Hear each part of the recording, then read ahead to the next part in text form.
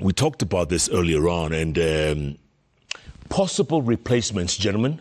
Possible. I mean, we've been talking about this. I think you were the one who mentioned that Kithure Kindiki was the first choice in the beginning. Yes, and I know people who were in the room when that happened, and they confirmed that he was the first choice. I have seen His Excellency the President on film, on video, official, media house, saying that others wanted Kindiki. In fact, the majority wanted Kindiki. But for some reasons, which he does not disclose, he preferred Riggy G. And I think Riggy G was of the essence only to the extent that he was going to help to cross the bridge. These things were written in their political stars, their self-fashioned political stars, even as they were going out to campaign. And people like now CS Ali Hassan Joe, who are saying things like after 2 years he's going to get rid of Rigathi Gachagua, they were not just speculating, they were speaking on the strength of things that had filtered through from the innermost sanctums of the Ruto deputy presidential kitchen cabinet. And that time has come. The political formation must change. But apart from the political formations changing, as I was saying earlier on, it's about consolidation of power. That there must be only one center of power, and which I think is not a bad thing. But that power must also be exercised responsibly. Power in my country is abused, because I saw an interview on television, 3 senior editors from Citizen TV, from the Standard Group, from NTV, asking His Excellency the President about the Tonton Makutes that Professor is talking about in hoods, who are abducting us, who are disappearing us. And His Excellency the President rubbished it. And he said, depending on who you are and the offense you have committed, there are going to be different ways of arresting you. That is the Gestapo. The Gestapo that is in charge of the disappearing of people. So that kind of consolidation of power is bad. It's the power that brings to the center stage the reign of terror. Yeah. And that is bad. And those MPs, professors' cows, and they are not his, because they said that of themselves, and it's in the Hansard. It was not expunged. It's absolutely in the Hansard that they have said they are cows and they are herded. They must know that after they are done with Gachagua, there will be someone else and another one and another one. And in the end, there will be nobody to speak for them. So for the time being, Kithure Kindiki, who is in charge of the interior, and who has said nothing about the hooded men who are disappearing our children, may become the deputy president. And I don't know whether the Gestapo will continue to be there or not. And I don't know whether he will be deputy president and minister for interior. But it's a point of detail. His name is there. We have heard of Dindi Nyoro. We have heard of Imani Shungwa. We have heard of Anne Waiguru. And we have heard of Musalia? Yes, some Luya people have been telling me, Barrack, you are a very bad person and even a very foolish person. You're spoiling for a man. For a man. And even for yourself. And Gladys Wanga. So one of the things, again, that you are likely to see is another night of long knives after Gachagua is removed, if he should be removed. Then the fight goes back into the house. It becomes inward looking. Yeah. Everyone stepping on everyone else's toes and saying, I'm the right. And even now, The jostling is going on. And PLO, it boils down to what you hate the most.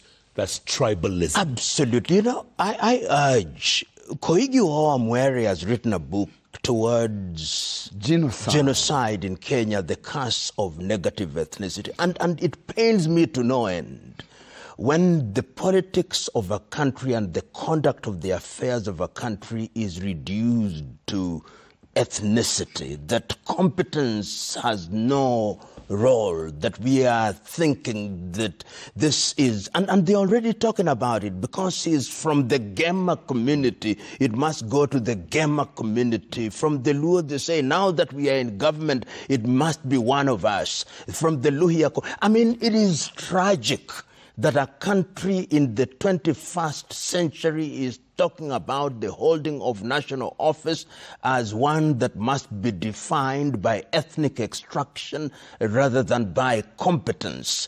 And I think that is tragic. And one day, if this country is not careful, it may lead us into a place where we will take generations to recover from. Yeah. I thought that we had liberated ourselves. And indeed, when we were making the Constitution in the early 2000s, we were saying that we were going to make a Constitution that will look at things. And I remember at that time, Ali Mazrui delivered a paper that if Kenyan politics is ethnic prone, can we have a Constitution that is ethnic proof?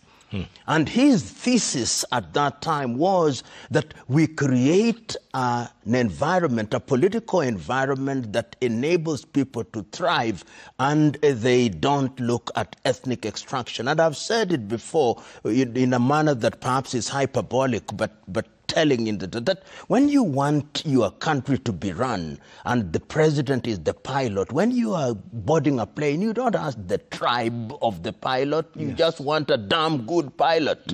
When you want somebody who is doing things, you just, as I think it's Deng Xiaoping who said it, famously said, that when you want to have the rat caught, you don't care whether the cat is black or white, you just want a cat that catches the rat.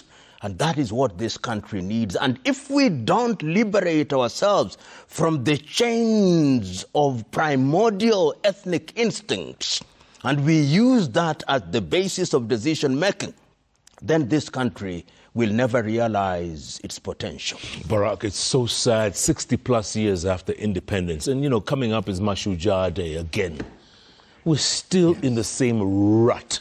We're stuck in the same rut. What went wrong? When did the rain start beating? The challenge was congenital. We were born with that challenge as a nation, and we have never sorted it out. And the big irony of the situation is that we are speaking of a National Assembly that passes a motion of impeachment. And the one thing which they have harped upon is this thing of tribalism, is this thing of Murima. That was the one thing which they kept hammering home and splitting hairs about. But the self-same fraternity has begun internal wars of attrition that it must come to our tribe. Even in Mount Kenya itself, they're saying it must come back here. Those who are of that persuasion that the DP should be impeached. And within the mountain, there are those who are saying it should come to the east. The Meru, the Chuka, the Tharaka, the Embu. They're saying it should come to the east. But the West is saying, this is ours, it should come back here. And the Abaluya are saying, no. Son of Moses has waited for a long time. There's a chap who wrote the other day, rather hyperbolic, saying Barrack and the PLO should have been born in the United States of America. I don't know whether he meant that as a compliment in good faith or as a backhand. Or saying these are naive individuals. That the person we want to take this office is our tribesman. And the Luo are saying we are now in government, we are back in government. And let me tell you, I've heard the name of Gladys Wanga, and believe you me, and I don't know whether it is true or not, but I've heard, again, from my political friends within Parliament itself. Those ones are not cows, the ones who are friends. I've heard that some even think that Baba could become the deputy president. Yeah? Baba could become the deputy president. So I don't know. There's going to be another night. Never say never. Another night of long knives. It comes down to what PLO was saying earlier on. The Pentagon is coming back, or is back. 2007. And remember, in my letter, I say that Mr. Odinga is now the eminence grise, which means that he wields informal power in this administration. He doesn't have to shout about it, but he surreptitiously pulls certain strings which deliver. So never say never. The kingmaker. Never say never. Good Lord. Oh, yeah. Okay, the other thing is, shouldn't the president have been more, diplomatic, for lack of a better word? Because what happened to him under President Uhuru Kenyatta is exactly what's happening to his deputy under him. And he doesn't seem to really care much. But Jeff, the president is on record assuming that the internet doesn't lie and that the records which are in your archives saying is that when I assume the office of the president, I will never allow my deputy to be subjected to the humiliation that I was subjected to.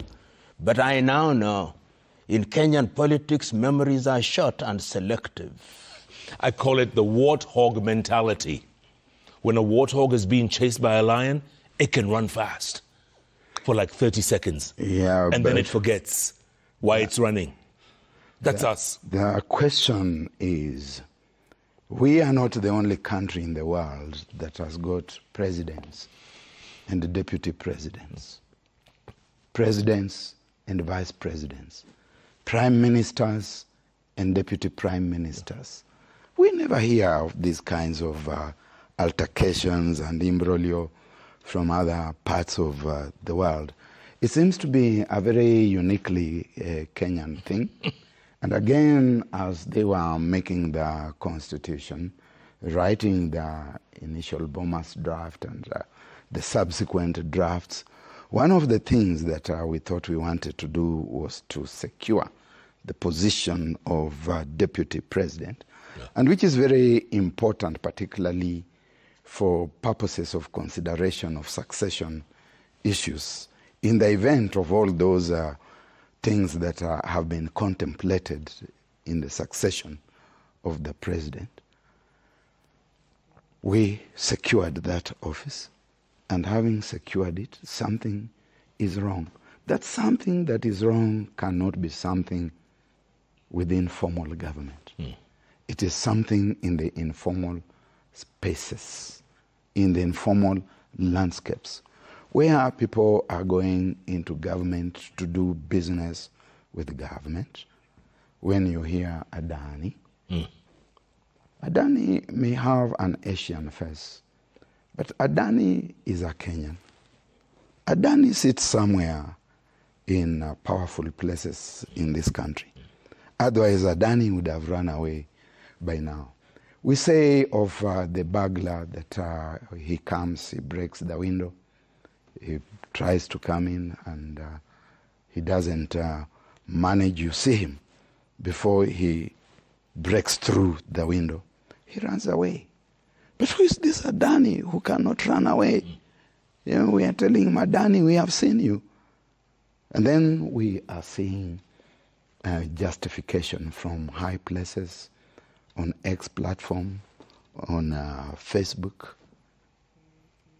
So there are those quarrels, those altercations within those spaces.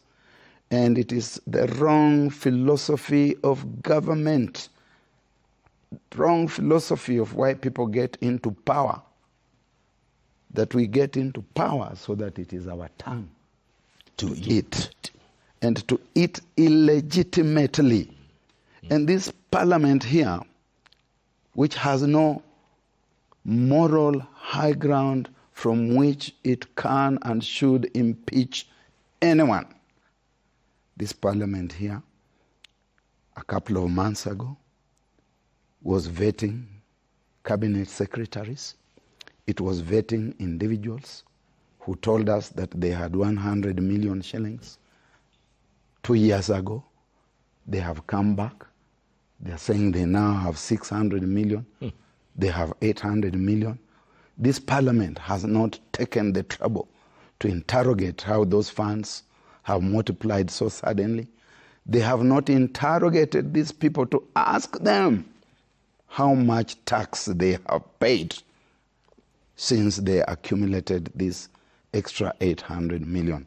So the deputy president and the president come together as candidates seeking to be elected.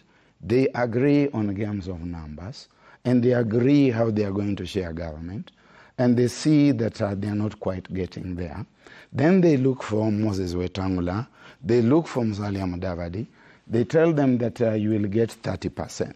And that 30%, we don't know how it defines itself eventually when we get into definitive landscapes. But then they say, mzee na vile hii kitu sasa ilikuwa yetu, hiyo imebaki tutagawana nusu kwa nusu.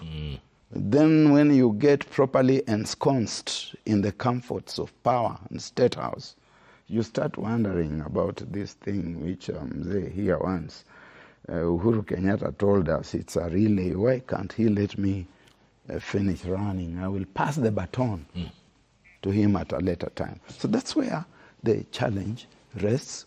And then now we find them saying, oh, tribalism, oh, whatnot. We are a tribal country. Nation. A tribal nation. And without at all tribal relative to bargain for you. And we're between a rock and a hard place, aren't we, PLO? We are between the rock and the hard place. And the tragedy is those in positions of authority don't appear to recognize that unfortunate reality. And if they recognize it, they don't appear to care, because we are eating into the very foundations. Look at this motion that has been put into Parliament, which is designed to have us amend the Constitution to extend the life of the president and the deputy president. Term limit. I believe that that individual has floated a test balloon. And that balloon is designed to gauge the temperature, to take the pulse of the nation. And it is going on. Of course, the views have been, many Kenyans may not know, but they have invited people's views to be submitted on or before the 25th day of October. And if we are not careful, that will happen. In other words, we are doing things that are not in the best interest of the nation, and we appear not to care.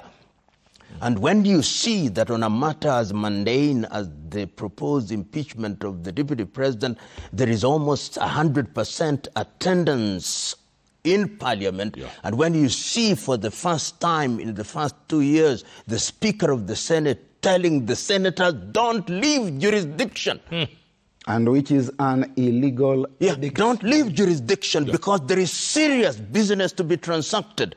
We have had young people dying. There was no such statement from the Senate. We have had, as I said a little earlier, our economy going into comatose. We have had trouble, but Parliament, to me, National Assembly and Senate have never been so enthusiastic, so committed. But this time round, they are committed. We are between the Scylla and the Charybdis, the rock and the hard place. We are in a hole. We must stop digging. We are arrogant and champing our chests orgiastically. We must embrace humility in the knowledge that if we are not careful, we will be leading this country in a direction and in a place which will visit pain on all of us. And on this matter, those in positions of leadership must be reminded without fear of consequence that this country is for all of us. They merely hold positions of trust for the moment, and that history is replete with individuals who thought that they held both the yam and the knife, and that they could deal with the knife and the yam as they willed. They must think again and think, because this country is not theirs to abuse as they want. It is ours to protect, and to protect jealously. Absolutely. Jealously is the word. By the way, can you say that word in Latin again, between a rock and a hard place? Sila and Charybdis. Yulanzala, did you get that? Sila and Charybdis, did you get that?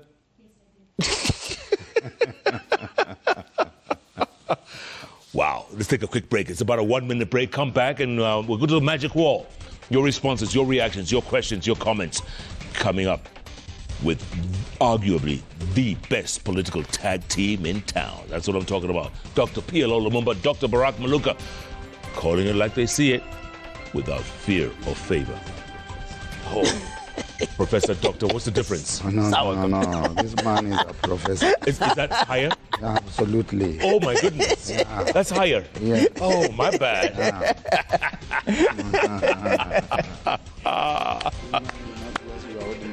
No. Professor. Oh, shh. And he has written about 20 books. And authored a constitution. Yes. And birthed a constitution. Oh, don't joke. Good Lord. I know people. You know?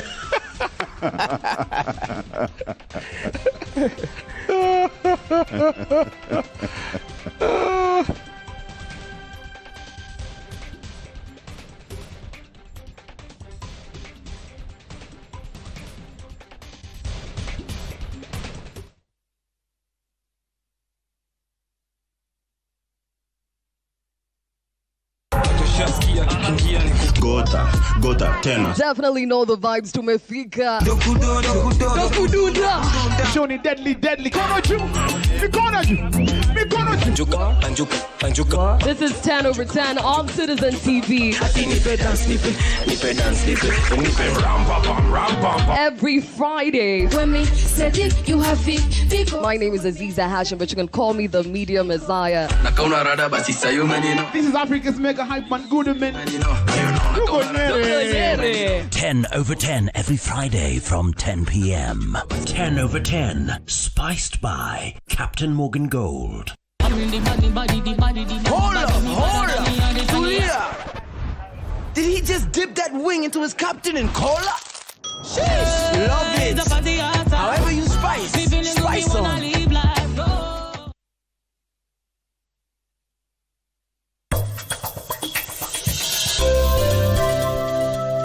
There's nothing else that ties me to Rebecca. I already told you I will get a divorce. Nico, you must marry him. Why are you standing?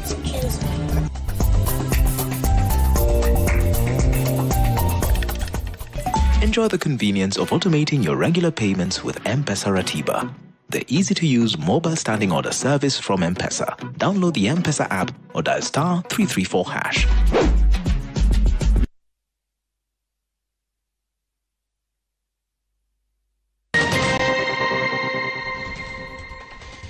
And welcome back to Jeff Kanange live here at Citizen Television, on with arguably the best political tag team in town, Professor PLO Lumumba. Professor's higher than doctor. Absolutely. My bad. Pole sana. And they're different ranks. Different ranks. He's written how many, like 20 books? And going. Good Lord. My bad. Pole, Professor. Dr. Barrack Muluka. My bad. Let's go to the magic wall. Let's get some reactions. Philemon B says, ask Professor if he is willing to be our deputy president. I endorse him. Philemon. Philemon. All right. Sir Nixon Dugida says, gentlemen, in your opinion, should DP Gachagua sail through the remaining trials and survives them, decides to go quiet and just work only and directed by his boss? Are there possibilities of him surviving up to 2032? As no ball in hell. He'll survive like a snowball in hell. Yeah. Absolutely. Yeah. You see, he's giving the president a dose of his own medicine. And the president does not like that medicine. No. The medicine that he was administering upon President Kenyatta. Yes. He's saying, no. These injections are too painful. I don't. Inaumiza. Novan Hazard says, what has happened to the DP is a sign that settling political vendettas are more vital for those in power than the people they actually serve. A devastating state for a country to be in. You said that? Yes, indeed. Okanda Eugene says, with the growing trend of deputy presidents falling out with presidents, is there a stable future for this office? What steps can be taken to prevent this from becoming a recurring issue? History seems to be repeating itself. And that's true, Professor, because you were part of that Constitution of 2010. And you said you were there to protect the office of the deputy president. But Jeff, the problem is that we don't have political parties. What we have are outfits that are put together for purposes of election. One of the things that was included in the Constitution was that you would have political funding, that the political parties would have clear ideological orientation in critical matters, whether it's health, whether it's foreign affairs. But if you look at the individuals who have served and have counted on a number of occasions, in the last 20 years, some of these individuals have moved from no less than 13 political parties and formations. But if you had a president and a deputy president who belonged to a particular political party and are ideological Siamese twins, then this kind of thing would not happen. Look at UDA. It was created for purposes of an election. Look at the other one that President Kibaki belonged to, PNU. It was created for a particular formation, COD, NASA. So every election cycle, we create these outfits for purposes of election. And that is why you have people who are like oil and water, and within a short time, the oil comes on top and the water remains below, and they begin to repulse one another. So we must rethink how we deal with our so-called political parties if we are to immunize ourselves from this kind of shenanigans. Well said, well said, well said. Andakalu says, what happens to the DP if the impeachment succeeds in the Senate? That will mean he's guilty of all the charges. Any legal action? Watching from Baba Dogo. Good question. Legal action? Because all those 11 counts? You know, some of the accusations that are being made, things that are of a criminal nature. And who knows that if indeed there is conviction on some of them, some of the allegations, who knows which authority would then have interest in further investigation? Who knows if therefore recommendation for prosecution will be made? These are possibilities. I suspect that there are intersections. Some people have been in that bed for too long together that it is not possible to disengage them even within a court of law. So he knows where the skeletons are buried? And remember, he talked about some $2 billion and said he was going to spill the beans. Yes. Which he hasn't spilled. I don't know at what point he purposes to do that. But these people know each other very well. And there are certain things that cause them to just put up with each other because they know that when you investigate this thoroughly and when you take it to court, you are going to also catch up with. But there is a question very specific, which I hear somebody is, can he escape the sword? I think, of course, there is always that possibility, but I think it is not going to be easy.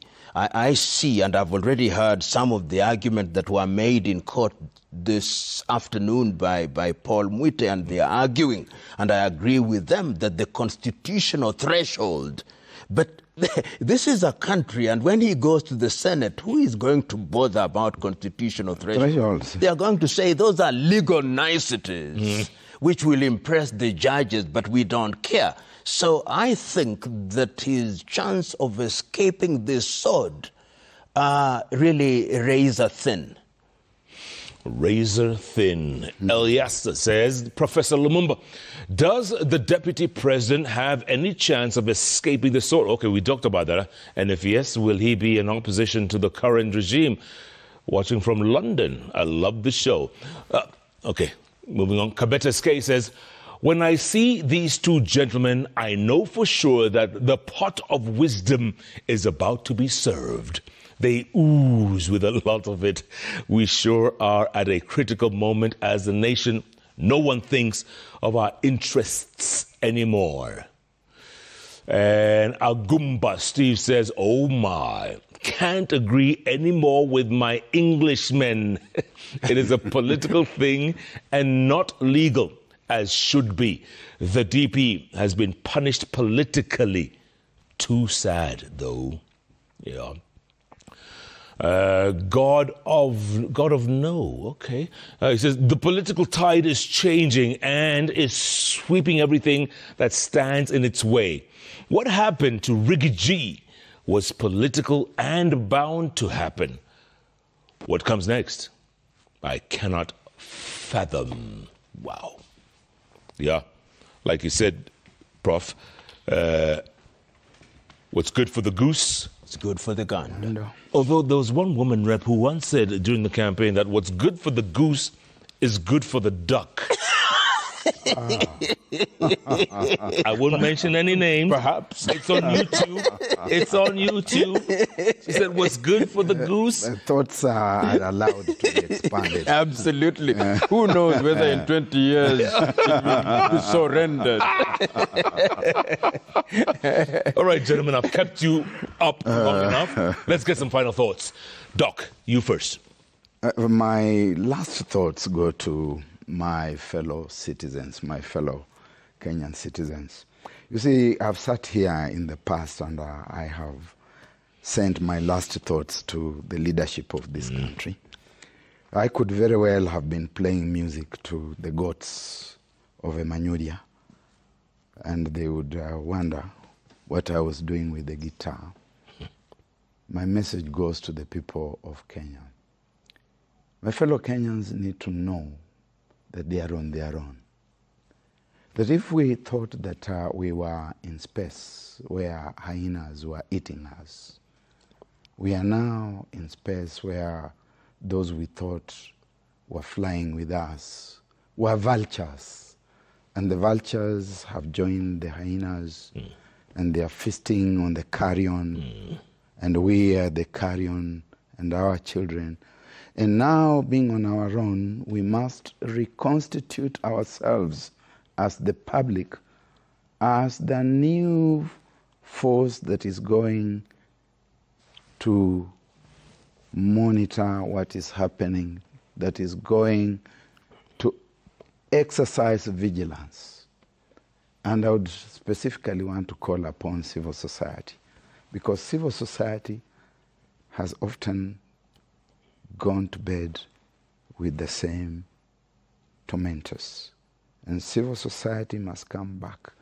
It was because of civil society and a few bold individuals. And finally, to those few members of parliament who still believe in their conscience, who still believe in the oath of office that they took, that they will serve conscientiously, it is kudos. And remain focused, because our hope resides in you, and we are writing history. We're writing history. Prof, you get the last one. You know, Jeff, A message to our political leaders, those who are now out there with their knives against the deputy president, let them remember this message of Martin Niemöller. When they came for the Jews, I said nothing. When they came for the trade unions, I said nothing. And ultimately, when they came for me, there was nobody to say anything. It is good now, because you are attacking the deputy president and sacrificing constitutional prescriptions. Remember that justice must remain blind, and you must do good and do right because that is the right thing to do. The leadership must remember that they hold positions of privilege and honor because we expect them to save the nation. To my fellow Kenyans, let us liberate ourselves from the chains of ethnicity. Let us remember that our unity in diversity is critical because this nation is for this generation and generations yet to be born. And remember that democracy and good governance not only requires but demands that we are eternally vigilant. If we are not vigilant, history in this country has demonstrated that the political class will enter into unholy alliances and do that which is not in our best interest. The time is now to embrace that which is good for this country today, tomorrow, and in forever. The future. Professor PLO Lumumba, Dr. Barrack Muluka. Gentlemen, these are the kinds of voices we need at this time.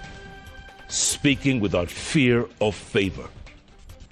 The question is, are they listening? That is the question. And we must remain unafraid, especially now. We must be completely unafraid. No matter what. No matter what. And I always keep saying, let's keep talking, folks. Let's keep talking, because the moment we stop talking is the moment we start fighting. Indeed. And we don't want to go down that slippery slope. Remember that, folks. Anyone who missed this show, you can get it on YouTube and spread the word. Tell a friend to tell a friend who knows a friend who needs to listen to these two gentlemen, folks. These are the voices of reason we need in this nation at this time. Thanks so much for being a part of JKLIVE. Remember, if